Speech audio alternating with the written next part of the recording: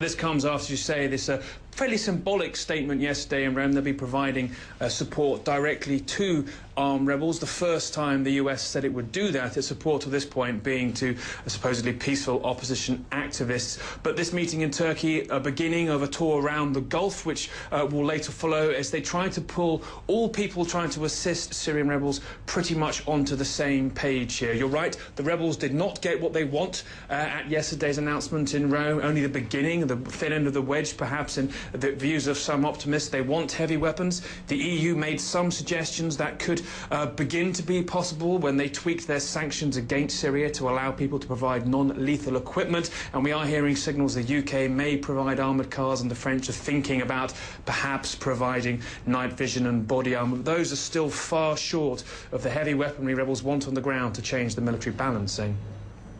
Do the rebels and the opposition have a vision? Do they have a real strategy, or is their only strategy that they agree on getting rid of Assad?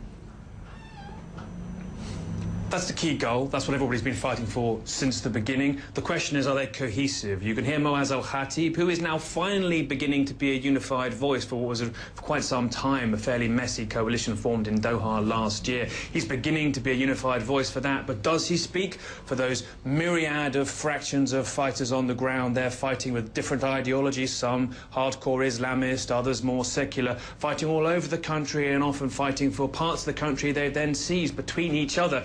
Does he speak for them in unified voice? No, certainly not. And I think the international community is more looking really to the end of the Assad regime, to that post-era where they want to have a government in a box, if you like, that they could introduce into Syria and support with finance for that very messy post-Assad era, which many believe is happening. One key thing to remember, though, there yesterday, as Kerry was speaking about boosting assistance to the rebels, he also made one clear point, that the Western community here are choosing a political transition. The West really still thinks the way to end this war is through negotiation, and that's very far away from the military victory that both the rebels and Assad think is potentially in their grasp.